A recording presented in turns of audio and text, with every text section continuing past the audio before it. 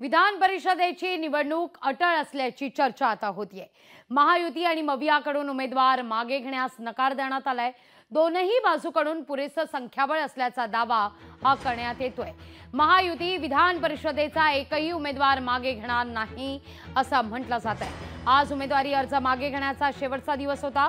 पाहूया या संदर्भातलाच आमचा हा एक खास रिपोर्ट।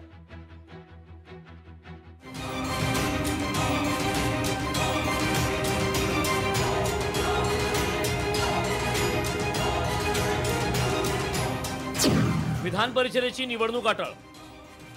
11 जागांसाठी 12 उमेदवार रिंगणात। महायुती की महाविकास आघाडीचा उमेदवार संकटात। विधान परिषदेच्या 11 जागांसाठीची निवडणूक येत्या 12 जुलैला होणार आहे। ही निवडणूक बिनविरोध करण्याचे प्रयत्न निष्फळ झाले। महायुतीचे 9 तर महाविकास आघाडीचे 3 उमेदवार रिंगणात आहेत। उमेदवारी अर्ज माघारी घेण्याच्या शेवटच्या दिवशी महायुती किंवा महाविकास आघाडीकडून कोणीही उमेदवारी अर्ज माघारी घेतला नाही। मवियानं निवडणुकीसाठी खास रणनीती आखल्याची माहिती समोर आली। काँग्रेसच्या प्रज्ञा सातव यांच्यासाठी 23चा कोटा असताना 26चा कोटा ठरवण्यात आला। शिवाय अतिरिक्त मतं मिलिंद नार्वेकरांना देण्याचं ठरल्याचं सांगण्यात येतं। दुसरीकडे मिलिंद नार्वेकर पूर्वाश्रमीच्या सहकाऱ्यांशी चर्चा करतात। विधिमंडळ परिसरातल्या त्यांच्या गाठीबिठी हा चर्चेचा विषय ठरलाय। जयंत पाटील यांना राष्ट्रवादीचा पाठिंबा आहे। दुसरीकडे आवश्यक संख्याबळ असल्याचा पुनरुच्चार मवियानं केलाय। आम्ही आमच्याकडे 3 लोक निवडून आमचे येऊ शकतात एवढं संख्याबळ आमच्याकडे आहे। आमचे सगळे मित्रपक्ष आमच्याबरोबर असलेले समविचारी पक्ष, त्यामुळे आम्ही वापस घेण्याचा प्रश्नच नाही। आमचे 3ही उमेदवार निवडून येतील हा पूर्णतः आम्हाला विश्वास आहे। या सरकारची पद गेली आहे। आमदार सत्ताधाऱ्यातील घाबरलेले आहे। त्यांना भीती वाटते की पुढे काय होईल आमचं। निवडणुकीसाठी महायुतीचा आत्मविश्वास तर पाहण्याजोगा आहे।